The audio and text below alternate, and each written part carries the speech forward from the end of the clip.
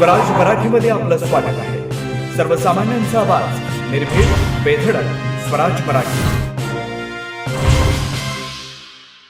पाहूया स्वराज्य Marathi top 10 headlines.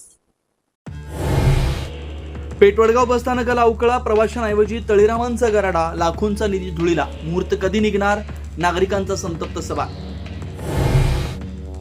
महाराष्ट्रानं दादांच्या रूपात न दाबलेला मुख्यमंत्री गमावला, विधानसभेतील शोक प्रस्तावामध्ये मुख्यमंत्री फडणवीसांचं भावुक भाषण. आरोप करताना जीव नकोसा करून टाकू नका, उद्धव ठाकरेंचा भाजपच्या नेत्यांना सल्ला, अजित पवारांना आदरांजली वाहताना 70,000 कोटींच्या घोटाळ्याला दिला संदर्भ. अजित पवारांच्या विमान अपघाताचा थातूरमातूर तपास केल्यास मराठी माणूस काय असतो ते दाखवून देऊ, रोहित पवारांचा केंद्र सरकारला इशारा. तर अपघाताच्या दिवशी वाहतूक कोंडीमध्ये फसलेले 2 पायलट कुठे आहेत, अमोल मिटकरींचा सभा. 50% आरक्षणाची मर्यादा ओलांडलेल्या स्थानिक स्वराज्य संस्थांच्या निवडणुकीवरती मनाई कायम, राज्य सरकारची विनंती सर्वोच्च न्यायालयाने नाकारली. शक्तीपीठ महामार्ग रद्द करण्याच्या मागणीसाठी कोल्हापूर, परभणीसह बीडमध्ये शेतकऱ्यांचं आंदोलन, महामार्गासाठीचे सक्तीनं सुरू असलेली मोजणी थांबवण्याची आंदोलकांची मागणी.